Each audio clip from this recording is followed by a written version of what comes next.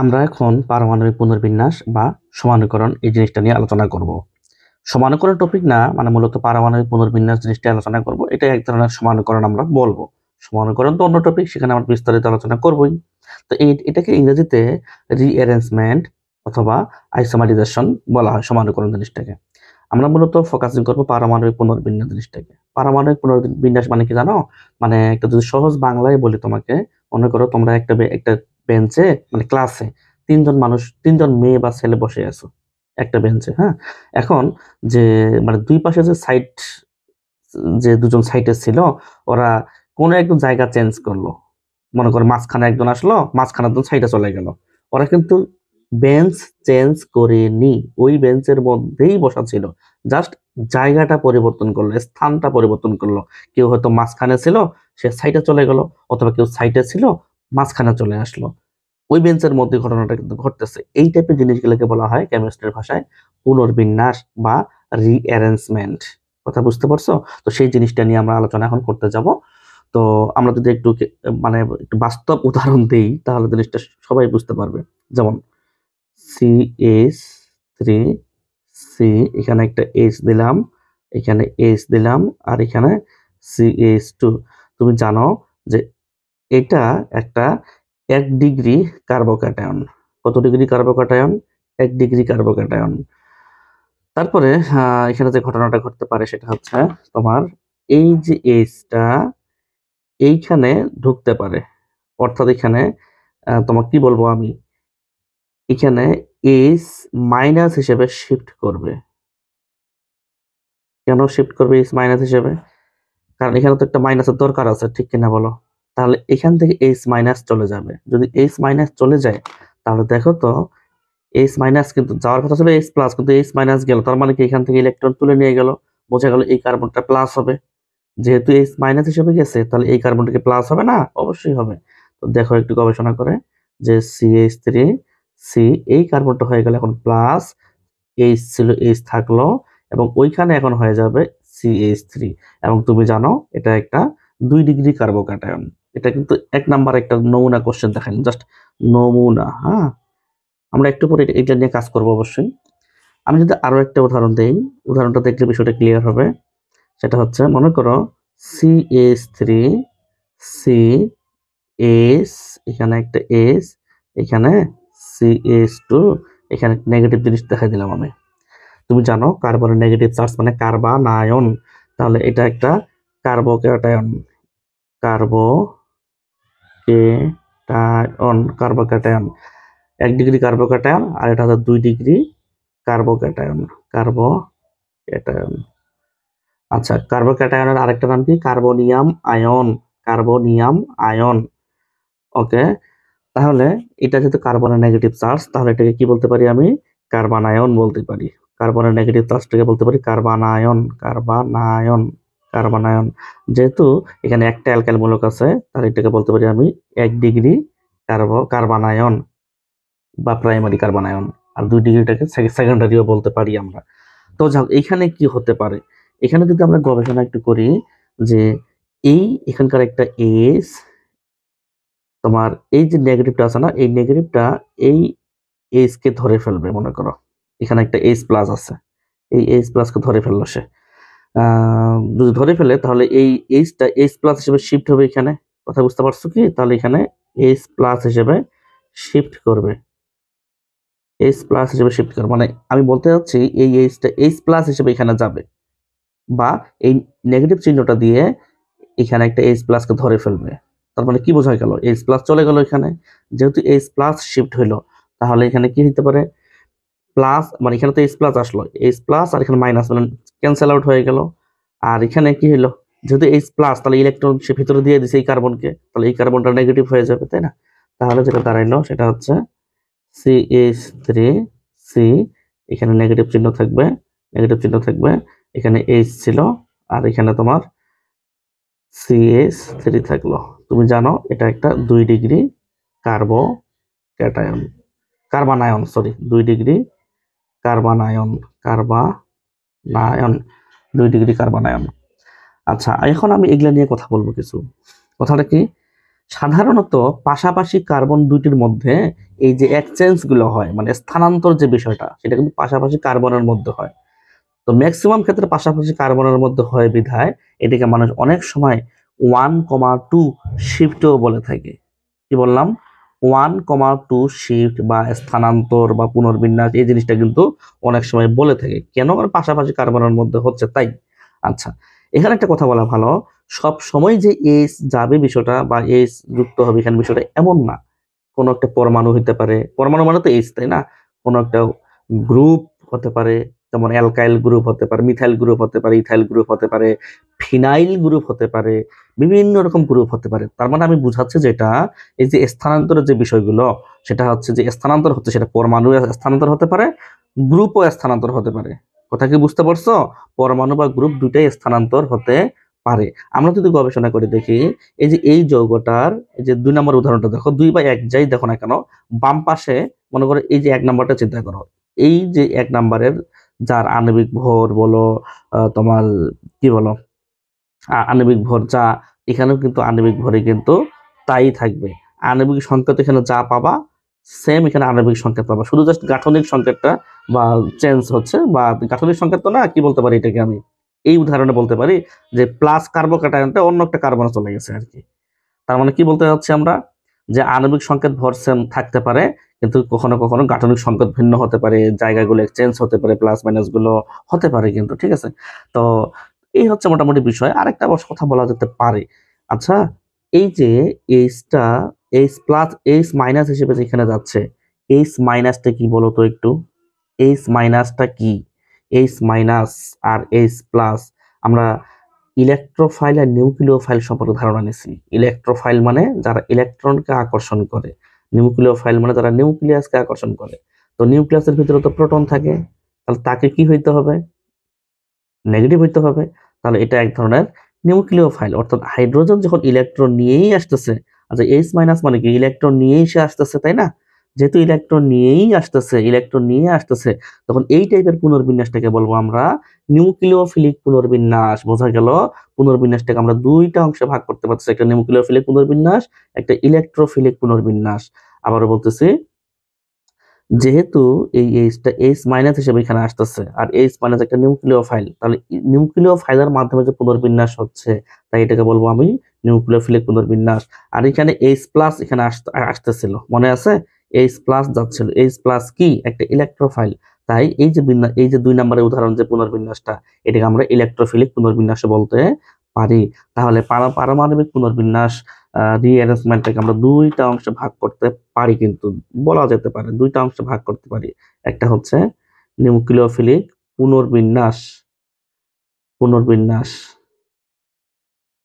Nucleophilic সংক্ষেপে এনএও লিখলাম, আর একটা হচ্ছে ইলেকট্রোফিলিক পুনর্বিন্যাস। বোঝা গেল আর কি, যতটুকু বুঝলাম আমরা।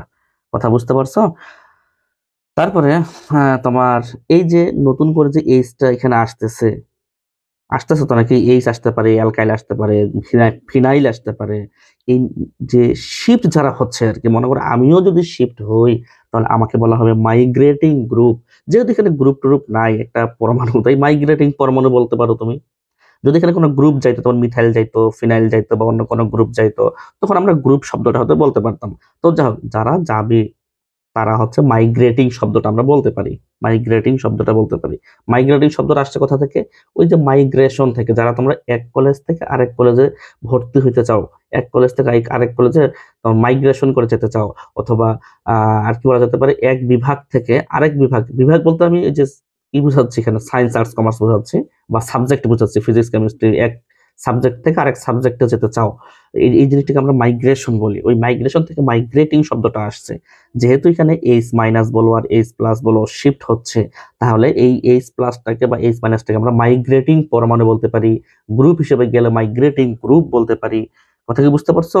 আর আরেকটা, যেহেতু আমরা বললাম যে আণবিক সংকেত, আণবিক ভরে একই, গাঠনিক সংকেত ভিন্ন থাকতে পারে, প্লাস মাইনাস গুলো ভিন্ন ভিন্ন থাকতে পারে, মূলত এই অংশগুলো যে উৎপাদগুলো বিক্রিয়কের হচ্ছে সমাণু, অর্থাৎ এরা পরস্পরের সমাণু হতে পারে। ঠিক আছে, আমরা একটু পরে উদাহরণে যাচ্ছি। মোটামুটি এই জিনিসগুলো আমরা এখন ঘটনা ঘটাবো, মানে ব্যাখ্যা ট্যাখ্যা করবো। আরেকটা কথা বলি, এগুলা কিন্তু এই যে বিক্রিয়াগুলো হতে কিন্তু সাধারণত প্রভাবকের প্রয়োজন হতে পারে, বিভিন্ন বিকারকের প্রয়োজন হতে পারে এই বিক্রিয়াগুলো সম্পন্ন করতে। ঠিক আছে, তো যেহেতু আমি এতগুলো কথা বললাম, মনে কিন্তু নাও থাকতে পারে, তাই এখন আমি তোমাকে সেটা নোট করে দিব। ঠিক আছে, তো আমরা এখন জিনিসটা নোট করে দিব, এখানে কি কি হচ্ছে যেন তুমি ভুলে না যাও সহজে। একটি যৌগের মধ্যে একটি একটি যৌগের মধ্যে উপস্থিত পরমাণু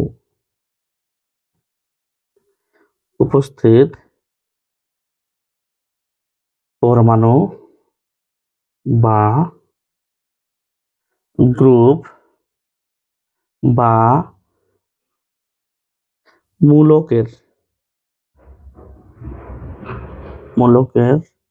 স্থান পরিবর্তন হবে।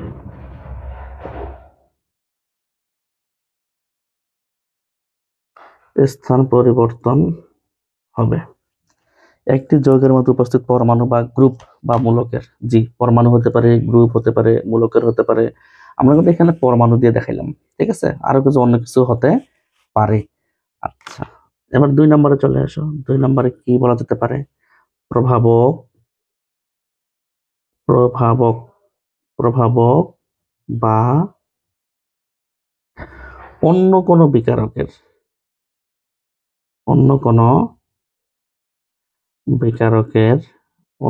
বিকারকের উপস্থিতিতে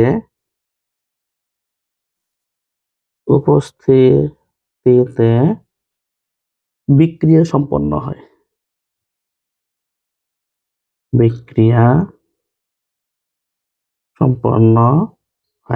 এই যে আমরা বিক্রিয়াগুলো করলাম না, এগুলো বিভিন্ন প্রভাবক লাগতে পারে, বিভিন্ন বিকারক লাগতে পারে, তার প্রভাবে বিক্রিয়াগুলো সম্পন্ন হতে পারে কিন্তু। ঠিক আছে, তারপরে এখানে তোমার আরেকটা বলতে পারি, এটা একটা তাপহারী বিক্রিয়া বলতে পারি। তাপহারী বিক্রিয়া মনে আছে, আমরা কিন্তু ওই যে তোমার অপসারণ বিক্রিয়া যে পড়ছি E1 E2, এগুলোও কিন্তু তাপহারী বিক্রিয়া ছিল, মাথা রাখতে হবে কিন্তু। ঠিক আছে, 4 নাম্বার পয়েন্ট বলতে পারি যে এদের আণবিক সংকেত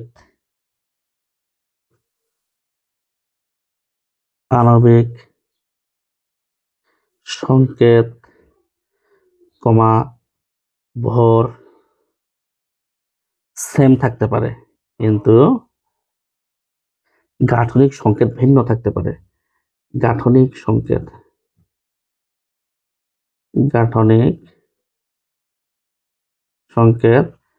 ভিন্ন থাকতে পারে। ঠিক আছে, তাহলে দেখো এখানে তোমার এই কার্বনটাতে, শেষের কার্বনটাতে নেগেটিভ, আর এখানে 2 নম্বর কার্বনটাতে নেগেটিভ, তাহলে গাঠনিক সংকেত ভিন্ন হচ্ছে। আমরা আরো কিছু এরকম আরো গাঠনিক সংকেত ক্লিয়ার বোঝা যাচ্ছে না, আমরা আরো কিছু সামনে উদাহরণ দিব, তখন বিষয়গুলো আরো ক্লিয়ার হবে। আমরা তো কেবল এই দুইটা জাস্ট নমুনা নিয়ে কাজ করলাম, নমুনা কোশ্চেন, জাস্ট ধারণা দিলাম হালকা পাতলা করে। ঠিক আছে, আচ্ছা 5 নম্বরে কি বলা যেতে পারে? 5 নম্বরে বলা যেতে পারে যে উৎপাদটা যে উৎপন্ন হবে আর কি, উৎপাদটা বিক্রিয়কের সমানুপাবে, বিক্রিয়কের সমানু হবে।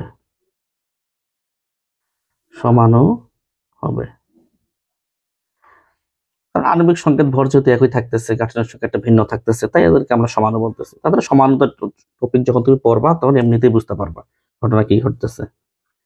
6 নাম্বার পয়েন্ট দেখতে পারো।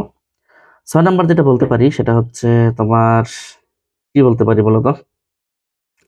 বলতে পারি আমরা কিছুক্ষণ আগে দেখলাম যে পাশাপাশি কার্বনের মধ্যে শিফট হচ্ছে।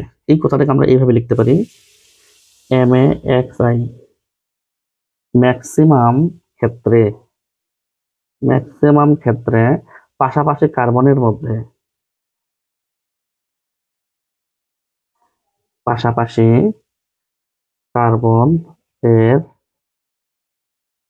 কার্বনের মধ্যে পরমাণু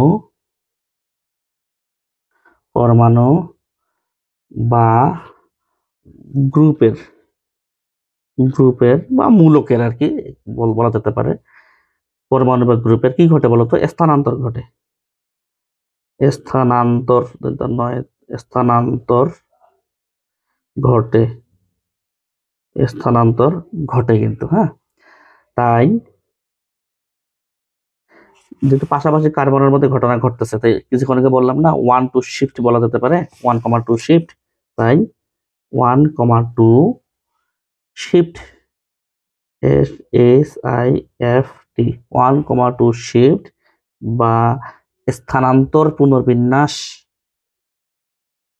স্থানান্তর পুনর্বিন্যাস, পুনর্বিন্যাস, স্থানান্তর পুনর্বিন্যাস বিক্রিয়াও বলা হয়, বিক্রিয়াও বলা হয়, বিক্রিয়াও বলা যেতে পারে আর কি, বিক্রিয়া বলা হয় বা বলা যেতে পারে, বলা হয়। আশা করি তুমি আমার কথাগুলো বুঝতে পারতেছো আমি কি বুঝাচ্ছি। পাশাপাশি যেহেতু শিফট হচ্ছে, কিন্তু ম্যাক্সিমাম ক্ষেত্রেই হয়, তাই আমরা বেশিরভাগ কথাটাই এখানে শব্দটা তুলে ধরলাম। ঠিক আছে, 5 6 7, 7 নম্বর নিয়ে কথা বলে আগত গ্রুপ কি। আচ্ছা, এখানে আমি একটু তোমাকে ক্লাসিফিকেশনটা দেখাই, যদিও দেখাইছি আগে। তাহলে পারমাণবিক পুনর্বিন্যাস, পুনর্বিন্যাস,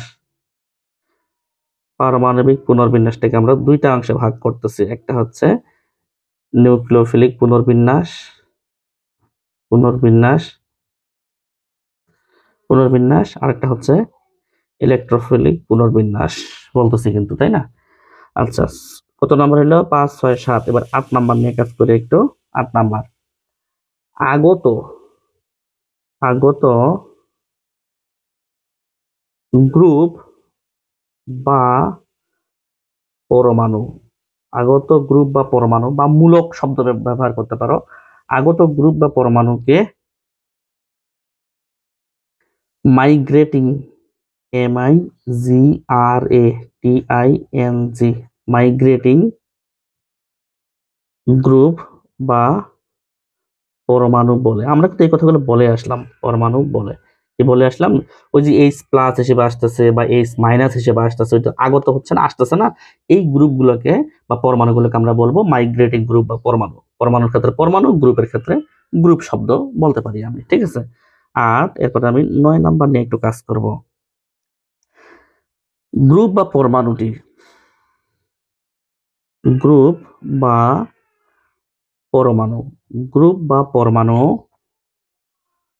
গ্রুপ বা পরমাণু ইলেকট্রন নিয়ে আসলে, ইলেকট্রন নিয়ে আসলে কি হবে তখন বলতো?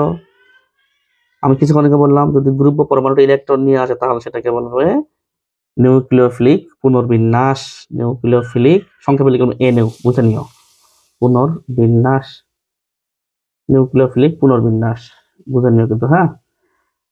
আবার আর কি বলা যেতে পারে, আরেকটা এখানে লিখি না, এখানে লিখি গ্রুপ বা পরমাণু ইলেকট্রন রেখে আসলে, ওইখানে ওই কার্বনে রেখে আসলে, আচ্ছা ওই কার্বনে যদি রেখে আসে তখন কি নেগেটিভ হবে না? আমরা দেখে আসলাম না কিছুক্ষণ আগে, দেখো তো, এই যে এই লোকটা যখন ইলেকট্রন এখানে দিয়ে যায়, আমি একটু দেখাই তোমাকে, এখানে সে, এখানে সে ইলেকট্রন দিয়ে গেছিল, এই কার্বনে ইলেকট্রন, এই যে ইলেকট্রন এই কার্বনে দিয়ে গেছিল, তাহলে এই কার্বনটাকে নেগেটিভ হবে না?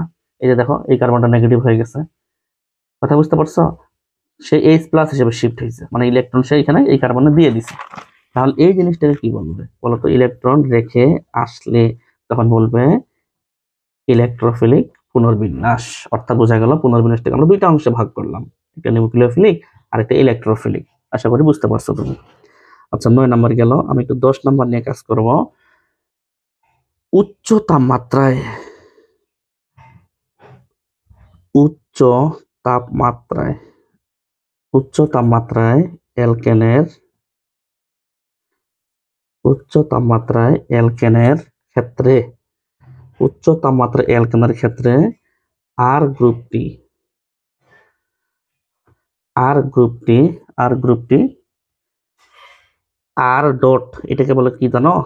মুক্তমূলক বা ফ্রি রেডিক্যাল, মুক্তমূলক, মুক্তমূলক বা ফ্রি রেডিক্যাল, মুক্তমূলক বা ফ্রি রেডিক্যাল রূপে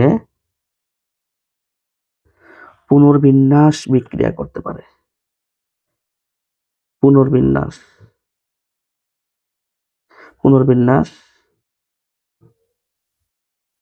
বিক্রিয়া করতে পারে। আচ্ছা, এরকম বিক্রিয়া আমরা কিন্তু দেখছি কোথায় জানো, তোমার মার্কনিকভ, অ্যান্টি মার্কনিকভ মেকানিজমে দেখে আসছে। কিন্তু উচ্চ তাপমাত্রা অ্যালকেনের ক্ষেত্রে আর গ্রুপটি আর প্লাস, মানে আর প্লাস তো না, আর ডট মুক্তমূলক বা ফ্রি রেডিক্যাল গ্রুপে পুনর্বিন্যাস বিক্রিয়া করতে পারে। তো এই হচ্ছে বিষয়। আমরা যখন আরো কিছু ফ্রি রেডিক্যাল বা মুক্তমূলক নিয়ে কাজ করতে যাব, তখন হয়তো এই বিষয়টা আমরা বুঝতে পারবো। আপাতত তুমি মনে রাখার যেটা জিনিস সেটা তুমি মনে রাখতে পারো। আমাদের যেটা কাজে লাগবে সেটা হচ্ছে আমাদের যে 8 নাম্বার পয়েন্টটা কাজে লাগবে, আমাদের 9 নাম্বার পয়েন্টটা কাজে লাগবে, আর আমাদের 7 নাম্বার পয়েন্টটা কাজে লাগবে। তারপরে তোমাকে আমি দেখাচ্ছি, দাঁড়াও। 1 নাম্বার পয়েন্টটা সংজ্ঞার ক্ষেত্রে কাজে লাগবে। তারপরে এখানে তোমার পড়তে তো সবই হবে, মানে যেগুলো বলতেছি আর কি, যেগুলো কাজে লাগতে পারে। 5 নাম্বারটা কাজে লাগবে, ঠিক আছে। মানে এগুলো একটু পড়বো, সব পড়তে হবে কিন্তু, যেগুলো দেখাই দিলাম এগুলো একটু বেশি করে মনে রাখার চেষ্টা করবা। এই হচ্ছে আমাদের মোটামুটি কি অংশ বলতো, থিওরি অংশ। এগুলো হচ্ছে আমাদের থিওরি অংশ। আমরা এখন যদি উদাহরণে চলে যাই তাহলে কিন্তু আমরা মোটামুটি একটা আইডিয়া পাবো। আসলে এক্সাম্পল দিচ্ছি, এক্সাম্পল আমি একটা ফ্রেশ পাতা দিচ্ছি এখানে। এক্সাম্পল এখানে আমি ইউজ করতেছি। তো প্রথমেই 1 নাম্বার উদাহরণে আসলাম। CH3 CH2 CH2 CH3। এই বিক্রিয়াটা আমাদের সাধারণত করতে হয় শুষ্ক AlCl3, শুষ্ক অ্যালুমিনিয়াম ক্লোরাইড, তারপরে তোমার HCl গ্যাস, এবং 300 ডিগ্রি সেলসিয়াস তাপমাত্রাটা না দেখালেও হয়, ডেল চিহ্ন দেখাবা, ঠিক আছে। তাপহারিত দেখালে ভালো হয়। তো এখানে যে ঘটনাটা ঘটতে পারে সেটা হচ্ছে এরকম, দেখো CH3 CH3 CH3, প্রধান শিকলের দৈর্ঘ্য কমে গেছে। এখানে ছিল 4 একক, 1 2 3 4, 4 একক ছিল, এখানে হয়ে গেছে 3 একক, ঠিক আছে। এখানে ছিল 4 একক, এখানে হয়ে গেছে 3 একক। প্রধান শিকলের দৈর্ঘ্য পরিবর্তন হয়ে গেছে। পাশাপাশি দেখো এখানে আণবিক সংকেত, মানে তোমার আণবিক ভর আর এটার আণবিক ভর একই, কিন্তু গাঠনিক সংকেতটা আলাদা। এটার নাম কি? বিউটেন। এটার নাম কি?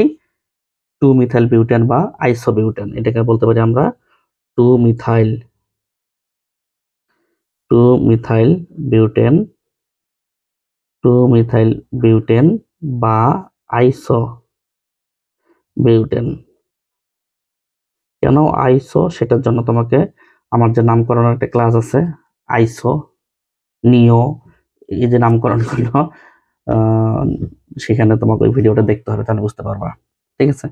তো এই হচ্ছে বিষয়। এখানে আণবিক সংকেত দেখো এবং গাঠনিক সংকেত ভিন্ন। দেখো 1 2 3 4 4টা কার্বন, 1 2 3 4 4টা কার্বন। হাইড্রোজেন কয়টা? 3 4 5 6 7 8 9 10। এখানে 10টা, 3 3 6 9 আর একে 10 মিলে গেছে কিন্তু। যাক, তুমি একটু নিজে নিজে গবেষণা করবে, সব কথা আমি আর না বলি। আমি বলে তুমি মাথা খাটাবা কখন। CH3 C, এখানে তোমার CH3, এখানে CH2 CH2 CH3। এটার নাম কি? 1 2 3 4 5, এদিক থেকে নামকরণ করব। 2 মিথাইল পেন্টেন। এটার নাম কি? 2 methyl 2 methyl 2 methyl pentane 2 methyl pentane. আমার একটা ক্লাস আছে এখন, এই কারণে তাড়াতাড়ি শেষ করতে হচ্ছে।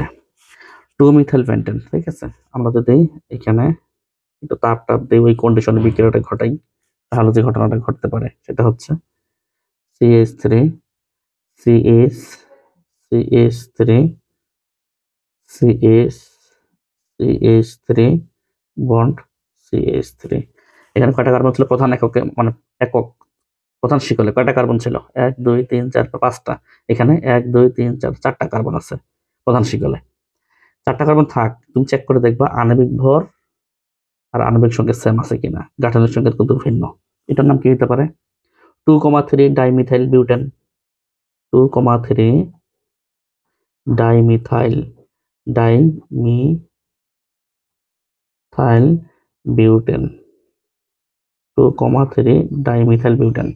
তুমি কিন্তু চেক করবা নিজে নিজে আসলে আণবিক ভরগুলো ঠিক আছে কিনা। আণবিক ভর সেম থাকলেই কার্বন হাইড্রোজেন গুলো ঠিক থাকলেই, মানে এখানে যত সংখ্যক থাকবে এখানেও তত সংখ্যক থাকবে, ঠিক থাকলে তুমি বুঝতে পারবা তোমার উদাহরণটা ঠিক আছে। আর তোমরা এই যে 1 নম্বর 2 নম্বর যে উদাহরণগুলো দিলাম, বা আরো যে কয়েকটা উদাহরণ দিব, অ্যালকেনের যে উদাহরণগুলো দিব আমি, সেগুলো তোমরা সমানু টপিকে পাবা। গাঠনিক সমানু যে টপিক আমি করাবো এক সময়, সেখানে বিস্তারিত তুমি বুঝতে পারবা, ঠিক আছে। আচ্ছা, 3 নাম্বার পয়েন্ট, আরেকটা উদাহরণ দেওয়া যেতে পারে, যেমন CH3 CH2 CH2 CH2, 1 2 3 4 আর একে 5 দিলাম, পেন্টেন লিখলাম আমি, 5 কার্বনের অ্যালকেন পেন্টেন। এখানে তাপ টাপ দিলাম, প্রভাবক দিলে দিবে, না দিলে নাই, না হলে তো এত ভুল ধরবে না স্যারেরা। এখানে যেটা হতে পারে CH3 CH, এখানে CH3 হতে পারে, এখানে মানে প্রধান শিকলের দৈর্ঘ্যের পরিবর্তন করতেছি কিন্তু আমি, এখানে কিন্তু 1 2 3 4 5 5 একক, এখানে কিন্তু 4 একক আসছে, এখানে কিন্তু আসছে কত 5 একক, এখানে 5 একক, এখানে আসছে 4 একক, 4 একক। তারপরে আরেকটা ঘটনা আমি ঘটাইতে পারি, সেটা হচ্ছে এই পাশে লিখে দিচ্ছে CH3 C, এখানে CH3 CH3, এখানে CH3, এটা কিন্তু তোমার 3 একক আসলো। প্রধান শিকলের দৈর্ঘ্যের পরিবর্তন হয়েছে, দেখো 5 একক 4 একক 3 একক, যতই একক কমে যাক না কেন, কার্বন এবং হাইড্রোজেন সেম সেম পাবা। দেখো এখানেও যা কার্বন হাইড্রোজেন, এখানেও তা কার্বন হাইড্রোজেন, এখানেও যা কার্বন হাইড্রোজেন, এখানেও তা carbon hydrogen, same same same পাচ্ছ। তাহলে প্রত্যেকেরই এখানে সমান 3টা পাচ্ছি, তাহলে এই কয়টা সমান পাচ্ছি, এখানে 3টা। আণবিক সংকেত একই, কিন্তু গাঠনিক সংকেত গুলো ডিফারেন্ট আছে, আণবিক ভরও কিন্তু প্রত্যেকেরই সেম। তাহলে এটাকে কি বলতে পারি বলতো, 2,2 dimethyl dimethyl 2,2 dimethyl propane, 2,2 dimethyl propane বলতে পারি আমরা। কথা বুঝতে পারছো? আচ্ছা, মোটামুটি আমি বেশ কয়েকটা উদাহরণ দিলাম এবং অ্যালকেনের উদাহরণ দিলাম। এখন অ্যালকেনের উদাহরণ দেওয়ার পর এখানে কিছু কথা আমাকে লিখতে হবে। আমাদের জ্বালানি আছে না, জ্বালানি, এই জ্বালানিগুলো কিন্তু অ্যালকেনের শাখাযুক্ত থেকে শাখাযুক্ত অ্যালকেনগুলোর হেল্প নেওয়া হয়, ঠিক আছে। তো সেই জিনিসটা আমি একটু দেখাই দিচ্ছি। বিশেষ দ্রষ্টব্য, মোটর গাড়ির মোটর গাড়ির মোটর গাড়ির জ্বালানিতে মোটর গাড়ির জ্বালানিতে অধিক শাখাযুক্ত অ্যালকেন অধিক শাখাযুক্ত অ্যালকেন বেশি কার্যকর। দেখো এখানে কিন্তু শাখা এক নাই, এখানে কিন্তু শাখা দেখো 2টা দেখতে পাচ্ছ, এখানে দেখো শাখা একটা, এখানে শাখা 2টা। শাখা দেখো, মোটর গাড়ি জ্বালানিতে অধিক শাখাযুক্ত অ্যালকেন বেশি কার্যকর হওয়ায় পেট্রোলিয়াম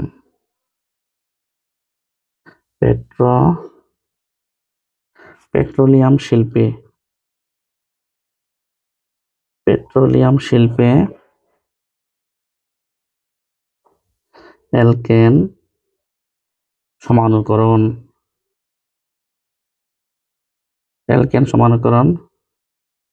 অতি গুরুত্বপূর্ণ। এই কথাটা এমসিকিউর জন্য মাথায় রাখবা, অতি গুরুত্বপূর্ণ। এই জিনিসটা তুমি সিকিউ, মানে তোমার সিকিউ বলতে আমি খ নাম্বার বোঝাচ্ছি, হ্যাঁ, সিকিউ প্লাস এমসিকিউ, এটার জন্য একটু পড়তে পারো তুমি এই লাইনটা, এই কথাটা। আশা করি তুমি বুঝতে পারছো। শাখাযুক্ত যেগুলো অ্যালকেন আছে, এখানে শাখা নাই, দেখো 1 নম্বর উদাহরণে কথা গেল, এই যে শাখা নাই, কিন্তু এখানে শাখা আছে। এই শাখাযুক্ত অ্যালকেন গুলো কিন্তু তোমার জ্বালানিতে বেশি ইউজ হয়, জ্বালানিতে পেট্রোলিয়াম শিল্পে বেশি ইউজ হয়, মাথায় রাখতে হবে, ঠিক আছে। আমরা মোটামুটি 3টা উদাহরণ দিলাম, আরো 2-1টা উদাহরণ দিই। 4 নম্বর উদাহরণ পরিচিত একটা উদাহরণ দেবো এবার, বেশি কথা বলবো না, কারণ তুমি এটা জানো। NH4 CNO, অ্যামোনিয়াম সায়ানাইড, এটাকে তুমি হিট দাও, ইউরিয়া পাবা, H2N CO NH2, তাহলে এটার নাম কি বলতো, ইউরিয়া, ইউরিয়া। আর এটা অ্যামোনিয়াম সায়ানাইড,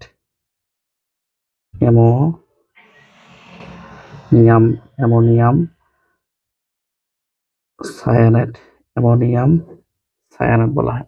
তুমি চেক করে দেখবা, আণবিক ভর দুটারই সেম পাবা, কিন্তু দেখো গাঠনিক সংকেতগুলো ভিন্ন। আণবিক সংকেত সেম পাবা। যেমন একটু তোমাকে গবেষণা করে দেখাই, নাইট্রোজেন এখানে একটা, এখানেও একটা, হাইড্রোজেন সরি নাইট্রোজেন দুইটা, এই যে একটা দুইটা নাইট্রোজেন, পাশাপাশি হাইড্রোজেন চারটা এখানে আছে, চারটা।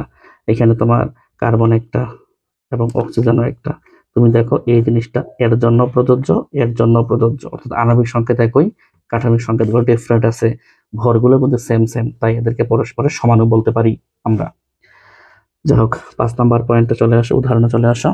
5 নাম্বার পয়েন্ট বা উদাহরণ, একটা অদ্ভুত টাইপের উদাহরণ লিখবো। আমাদের কিন্তু এগুলো মেকানিজম লাগবে না, প্রথমে বলে দিই, হ্যাঁ প্রথমে বলে দিই। তবে একটার মেকানিজম আমি করাবো, ওটা আমার কাছে মনে হয়েছে যে দরকার আছে। এটা ওএস এবং এখানে থাকবে তোমার C6H5, বেনজাইল বলে এটাকে, C6H5।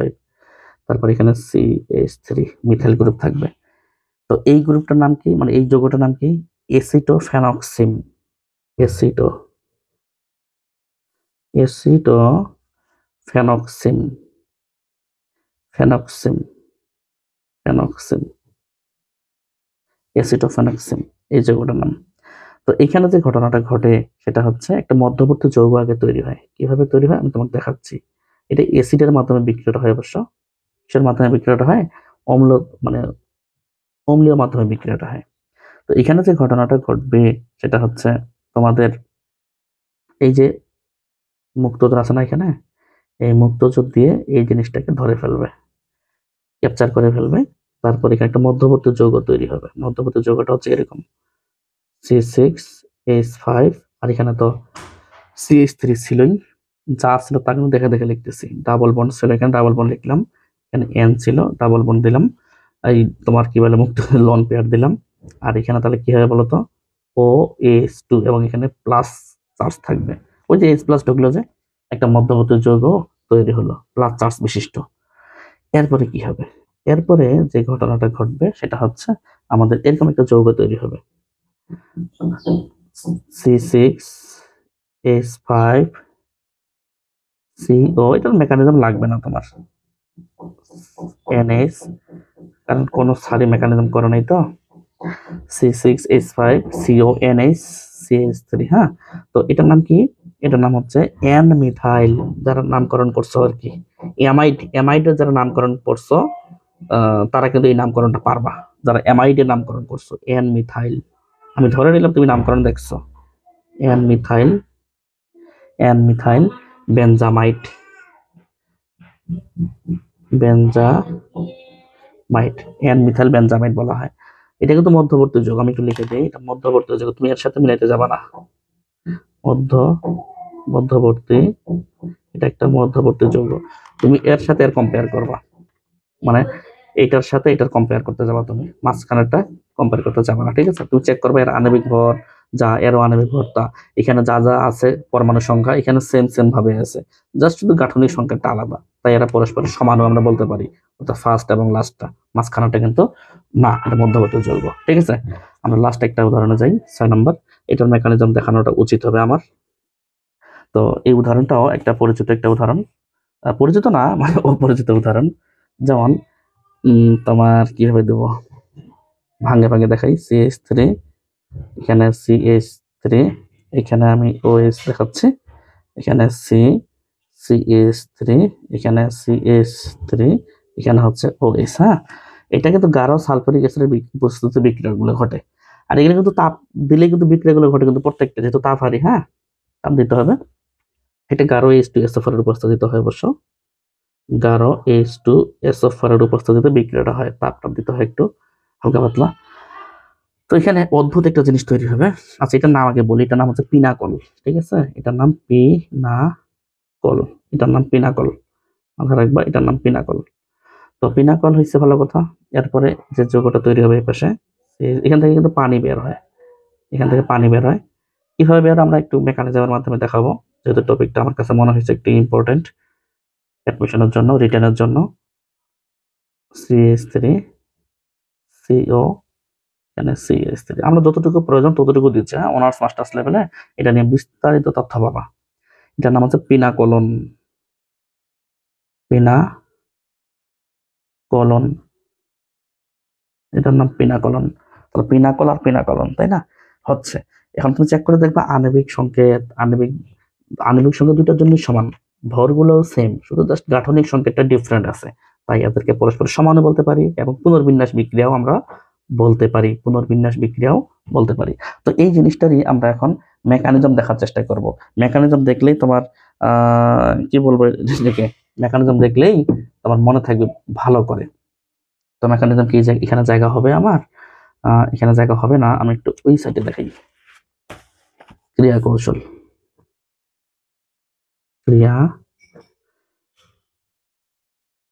কৌশল দেখাই।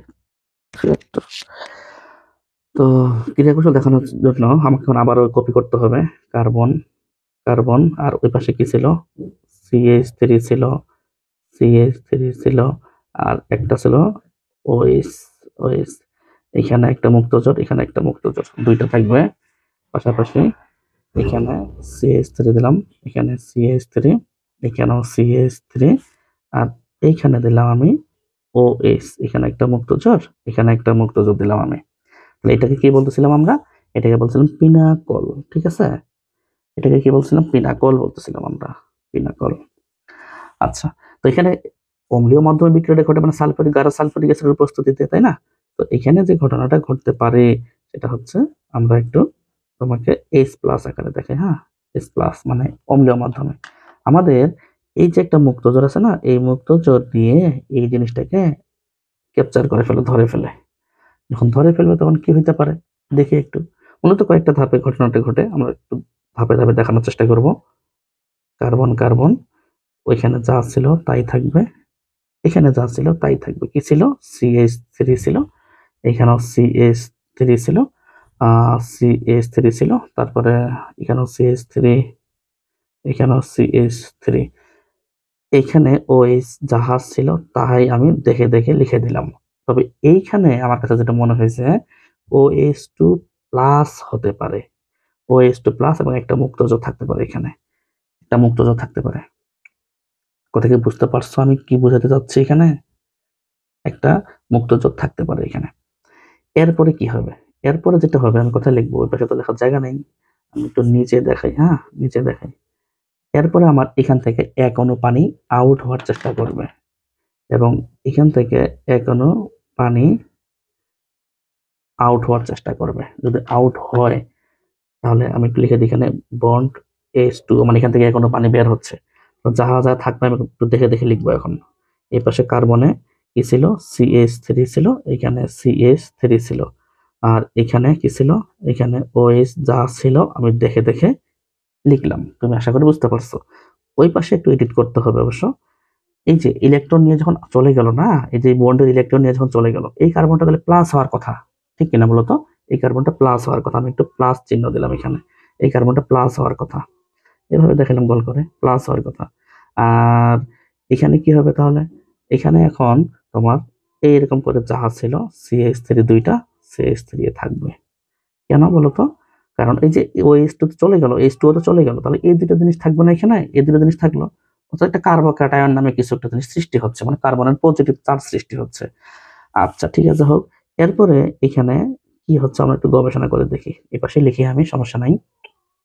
এরপরে যেটা ঘটনা ঘটতে পারে আমাদের, কোথায় গেল, এবার এই OH-টা নিয়ে কাজ করি। হ্যাঁ, এইখানে দুটো মুক্তজোড় যা আছে, একটা মুক্তজোড় এই কার্বনকে দিয়ে দিবে, একই সাথে এই জিনিসটা এই পজিটিভের কাছে চলে যাবে ইলেকট্রন নিয়ে, কিন্তু ইলেকট্রন নিয়েই চলে যাবে, ইলেকট্রন নিয়েই এই CH3 মিথাইলটা চলে যাবে। তার মানে এখানে দেখতে পাচ্ছি আমি পাশাপাশি কার্বনের মধ্যে শিফট হচ্ছে, তাই না? পাশাপাশি কার্বন দুইটার মধ্যে শিফট হচ্ছে। কে শিফট হচ্ছে? আমার কাছে মনে হচ্ছে এখানে মিথাইল শিফট হচ্ছে। আমি একটু লিখি এখানে, মানে মিথাইল বুঝে নিও। হ্যাঁ, মিথাইল শিফট, SHIFT, এখানে মিথাইল শিফট হচ্ছে। আমি কিছুক্ষণ আগে বললাম যে পরমাণু শিফট হতে পারে, মিথাইল, ফিনাইল, এই তোমার ফেনল, তোমার সরি ফিনাইল শিফট হতে পারে, মিথাইল শিফট হতে পারে, ইথাইল শিফট হতে পারে, যে কোনো বড় বড় গ্রুপগুলো শিফট হতে পারে, পরমাণুও শিফট হতে পারে। এই উদাহরণে ফিনাইল শিফট, এই তোমার মিথাইল শিফট হচ্ছে। তাহলে মিথাইল যদি শিফট হয় তাহলে কি হবে, এখন দেখে দেখে আমার কপি করতে হবে। আমার কাছে যেটা মনে হয়েছে, আচ্ছা আমি একটু দেখি, এখানে কার্বন না, এখন এখানে শুধু CH3 থাকবে। দেখো তো একটু, এই যে দুইটা CH3 না, একটা তো চলেই গেল, তাহলে একটা থাকবে, এখানে একটা আছে। আর এখানে তোমার ডাবল বন্ড দিলাম আমি। কেন ডাবল বন্ড দিলাম? এই যে ইলেকট্রন দুটো এখানে আসলো, তাহলে এখানে ডাবল বন্ড ক্রিয়েট হবে। আর এখানে তোমার যে ঘটনাটা ঘটতে পারে সেটা হচ্ছে ইলেকট্রন যত এখানে দিচ্ছে, তাহলে এই অক্সিজেনটা প্লাস হওয়ার কথা, এই অক্সিজেনটা প্লাস হওয়ার কথা। কেন? আর একটা মুক্ত থাকলো এখানে, দুইটার মধ্যে একটা তো ওইদিকে দিল, বন্ধনে অংশগ্রহণ করলো, এই কারণে কিছুটা প্লাস চার্জ হয় আর কি। এটা হ্যাঁ, অক্সিজেনটা কিছুটা প্লাস চার্জ হয়, আর একটা তো মুক্ত আছে এখানে, থাক, কোনো অসুবিধা নেই। এই অংশটা আমি মোটামুটি লেখা শেষ করলাম। এবার ওই পাশে লিখি কি হচ্ছে। এই পাশে আগে থেকে দুইটা মিথাইল ছিল, নতুন করে একটা মিথাইল আসলো। তো আমার কাছে যেটা মনে হয়েছে, তিনটা মিথাইল হতে পারে এখন। CH3 CH3 CH3, তিনটা মিথাইল হতে পারে, তিনটা মিথাইল হতে পারে এখন, ঠিক কিনা বলো? আচ্ছা, এরপরে ফির আর একটা ঘটনা ঘটবে, আমাদের কিন্তু শেষই হচ্ছে না, দেখো চলতেই আছে গাড়ি। এরপরে আমাদের এখান থেকে একটা শিফট হবে বলতো, মিথাইল শিফট হবে, মিথাইল শিফট হবে, সরি, হাইড্রোজেন শিফট হবে। H প্লাস SHI কেমনে শিফট হবে সেটা একটু বলি আমি। তোমার যে বিষয়টা দাঁড়াচ্ছে সেটা হচ্ছে, মানে সরে যাবে, এই যে ইলেকট্রন এখানে আছে দুইটা, এই ইলেকট্রনটা এই অক্সিজেনকে দিয়ে দিবে, আর এই এইচটা H প্লাস আকারে শিফট হয়ে চলে যাবে। তাহলে কি হবে একটু গবেষণা করো। তাহলে যেটা হতে পারে সেটা হচ্ছে, এই পাশে CH3 ছিলই, এখানে কার্বন, এখানে ডাবল বন্ড ও হবে, এখন শুধু শুধু ডাবল বন্ড ও হবে, আর এখানে প্লাস চার্জ থাকবে না, প্লাস চার্জ তো নিউট্রাল হয়ে গেল ওই দিক থেকে ইলেকট্রন এসে, ঠিক কিনা বলো তো? তারপরে আমি এখন দেখে দেখে লিখবো কি ছিল ওই পাশে। ওই পাশে যেটা ছিল, কার্বন ছিল, আর ওই পাশে তিনটা মিথাইল ছিল, তিনটা মিথাইল আমি আঁকলাম, CH3 CH3 CH3, এরকম একটা ঘটনা আশা করি ঘটতেছে। তাহলে এখানে দুইটা জিনিস শিফট হচ্ছে, একবার মিথাইল শিফট হচ্ছে, দেখো একবার মিথাইল শিফট হচ্ছে, একবার H প্লাস শিফট হচ্ছে, পরমাণুও শিফট হতে পারে, গ্রুপও শিফট হতে পারে। এই জিনিসটার নামই কিন্তু পিনাকলন, আমরা লিখছিলাম কিছুক্ষণ আগে, পিনাকলন, পিনাকলন, কথা কি বুঝতে পারছো? পিনাকলন। তো এইভাবে পিনাকলন হয় এবং এইভাবে শিফট হয়, এবং এটা এক ধরনের পুনর্বিন্যাস বিক্রিয়া। আমরা যদি একটু গবেষণা করে দেখি তাহলে দেখবো এটা একটা পুনর্বিন্যাস বিক্রিয়া, এবং এই বিক্রিয়ায় পানি বের হচ্ছে, পানিটা তো আচ্ছা একটু বলি, এই যে এখানে আমি এখনো পানি বের করে দিছি, এখানে সরাসরি তুমি মিলানোটা তোমার জন্য খুব কষ্ট হবে, যে আণবিক ভর সেম কিনা বা ডিফারেন্ট কিনা, এখানে কিন্তু মিলানো খুব কঠিন হবে। যার কারণে আমরা এখানে মেকানিজম আকারে দেখাইছি। প্রশ্ন, তোমাদের মেকানিজম পরীক্ষা লাগবে? অ্যান্সার হচ্ছে না। মাঝে মাঝে পিনাকলনের মেকানিজমটা আসতে পারে, এই কারণে পিনাকলনের মেকানিজমটা মাস্ট বি প্র্যাকটিস করেই তোমাকে যেতে হবে, প্র্যাকটিস করে যেতে হবে। কথা কি বুঝতে পারছো আমি কি বুঝাচ্ছি? আশা করি আমার কথাটা তুমি বুঝতে পারছো। এবার আমি তোমাকে একটা জাস্ট কথা মনে করে দিই, আমরা যখন অ্যালকাইনের পানির সংযোজন নিয়ে কাজ করছিলাম, তখনও কিন্তু পুনর্বিন্যাস শব্দটা পাইছিলাম, একটু তোমাকে মনে করে দিই আমি, ঠিক আছে? এটা কিন্তু এই টপিকের বাইরে, আমি একটু মনে করে দিই। যেমন এখানে তখন HC ট্রিপল বন্ড CH করছিলা তুমি, এবং পানি সংযোজন করছিলা HOH, মনে আছে? 20% sulphuric acid, 2% mercuric sulphate HgSO4, এবং 60 ডিগ্রি বা 80 ডিগ্রি সেলসিয়াস তাপমাত্রা দিছিল। তখন কি হয়েছিল বলো তো একটু আমাকে? HC ডাবল বন্ড CH, এবং এখানে একটা জায়গায় H দিছিল, একটা জায়গায় OH দিছিল, মনে তো আছে কথা নাকি? তারপর এখানে আমরা পুনর্বিন্যাস একটা শব্দ লিখছিলাম, যারা দেখোনি তারা দেখে আসবা, টপিকটার নাম অ্যালকাইন টপিক। সেখানে আমরা অ্যালকাইনের সাথে পানি সংযোজন করছিলাম, ঠিক আছে? তখন এই বিক্রিয়াটা আমরা দেখাইছিলাম এবং বলছিলাম এই এইচটা দ্বিবন্ধনযুক্ত কার্বনে চলে যাবে, পুনর্বিন্যাস হয়ে চলে যাবে। তখন এখানে তৈরি হয়েছিল CH3 CHO অ্যালডিহাইড তৈরি হয়েছিল, এবং তখন আমরা বলছিলাম যে পাশাপাশি কার্বনের মধ্যে মানে দ্বিবন্ধনযুক্ত কার্বন এখানে যুক্ত হবে, মানে তোমার মানে কি বলছিলাম, একটা যৌগের মধ্যে পরমাণুগুলো বা গ্রুপগুলো স্থানান্তর ঘটবে, বিন্যাস ঘটবে, জায়গা চেঞ্জ করবে, এটাকে বলা হচ্ছে পুনর্বিন্যাস। তখনই আমরা হালকা ধারণা দিছিলাম, জাস্ট আমি তোমাকে নমুনাটা দেখাইলাম। কথা কি বুঝতে পারছো? এবং এখানে আরো অনেক কাহিনী আছে, শর্টকে 2 কার্বন নিয়ে অ্যালকাইন নিয়ে কাজ করলে অ্যালডিহাইড হয়, 2 এর অধিক কার্বনের অ্যালকাইন নিয়ে কাজ করলে কিটোন হয়।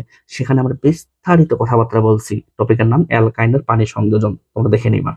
তাহলে এখানে যে পুনর্বিন্যাস টপিকটা আমরা গুরুত্ব দেবো সেটা হচ্ছে সংজ্ঞাটা গুরুত্ব দেবো, যে থিওরিগুলো লিখে দিলাম, নোট করে দিলাম সেটা গুরুত্ব দেবো, পাশাপাশি এক্সাম্পল প্রত্যেকটারই আমরা গুরুত্ব দেবো।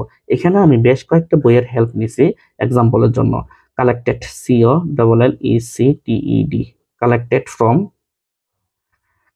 1 নাম্বার হাজারি স্যার বই, হাজারি স্যার। 2 নাম্বার সঞ্জিত স্যারের বইয়ের হেল্প নিছি একটু। 3 নাম্বার আমি হেল্প নিছি তোমার লিঙ্কন স্যারের বইয়ের, মানে এক্সাম্পলের ক্ষেত্রে কিন্তু এক্সাম্পল গুলো হেল্প নিছি, ঠিক আছে। তারপরে তোমার 4 নাম্বার হেল্প নিছি আমি তোমার মনে করো মনীষ স্যার, মনীষ স্যারের বইয়ের আমি হেল্প নিছি। আশা করি তুমি আমার এই কথাগুলো কি বুঝতে পারছো। মনীষ স্যারের বইয়ের যারা নাম জানো না এখনো, আরো ওনার কিন্তু নাম আছে অবশ্য, যেমন নারায়ণ চন্দ্র, আব্দুল বারী, অনেক নাম আছে। নারায়ণ চন্দ্র, আব্দুল বারী, মঞ্জুরুল হক, মনিরুল ইসলাম সোহেল, মনীষ কুমার রায়, এতগুলো লোকের নাম লেখা সম্ভব না, আমি মনীষ স্যার শুধু লিখে দিলাম। এই কয়েকটা বইয়ের তথ্য দিয়ে আমি এক্সাম্পল গুলো সাজাইছি। আশা করি তুমি বুঝতে পারছো। উদাহরণগুলো আমি বানাইনি, যেহেতু মূল বই থেকে প্রশ্ন সাজানো হয় তাই মূল বইয়ের উদাহরণগুলি আমি লিখছি। আশা করি তুমি আমার এই কথাটা বুঝতে পারছো। আমার ক্লাস আছে তাই একটু দ্রুত কথা বললাম, দুঃখিত। এখানে শেষ করলাম। আল্লাহ হাফেজ।